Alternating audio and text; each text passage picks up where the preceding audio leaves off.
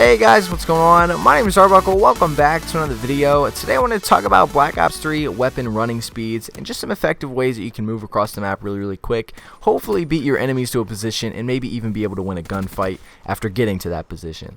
So the first thing I want to talk about is sprinting in Black Ops 3. Now for some reason you didn't already know, Black Ops 3 has unlimited sprint, and if you didn't know that, I'm not going to make fun of you because it took me like a month and a half to realize that.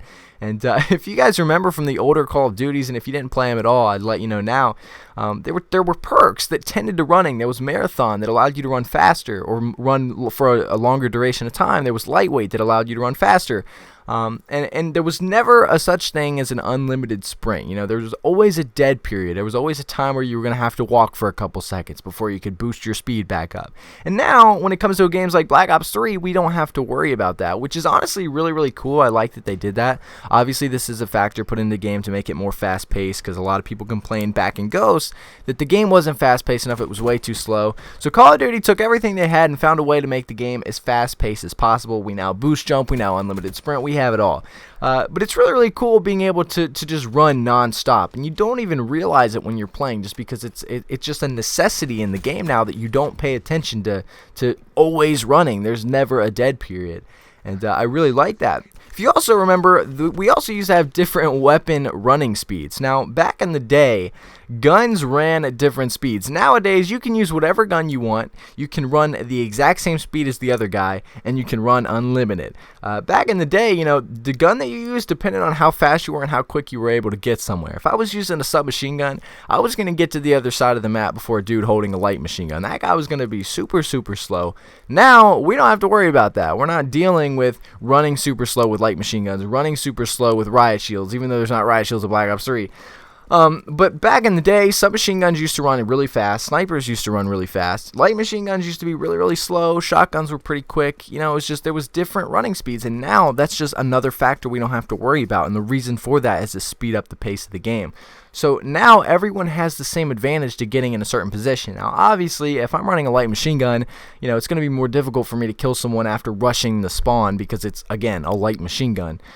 But it gives you that advantage, it gives you that opportunity to be able to get somewhere just as quick as the other guy, no matter what gun you're using.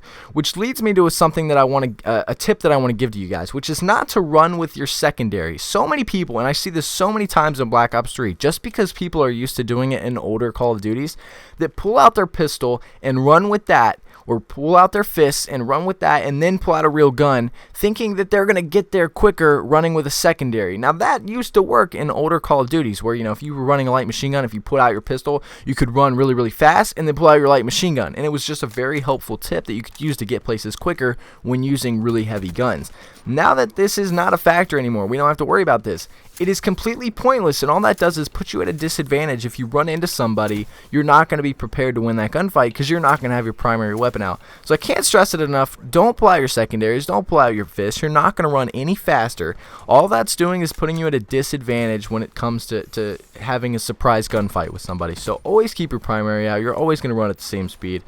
And yeah, the last thing I want to talk about is the G-slide, and I think this is the G-slide. I never really figured out exactly what that was, but I do this all the time, and I think this is what it is. So look at what I'm doing right now. You need to do this. If you want to get somewhere really quick, I can't stress enough how often I do this. If you play with me, you know who I am. I literally do this all the time, where you just slide, jump up, slide, jump up, slide, and jump out, and you literally can just slide across the entire map in like 10 seconds, and it works so well. And the advantage is that although you're sliding, it's not like dolphin diving, right? You are allowed to shoot while you're sliding, so you're not really at a disadvantage. You're giving yourself an advantage because you're able to get somewhere a lot quicker than the other guy. So please do this. I do this all the time. It gets me places so much quicker. Just practice it. It's not that hard. It took me a while to get used to it, but once you get used to it, you can just literally keep sliding unlimited. It's so great. But anyway, guys, hopefully this video will help you guys out, give you guys some tips on weapon running and just running in general, movement around the map. But again, I hope you guys did enjoy the video. Make sure to subscribe if you haven't already, and I'll see you guys in the next video.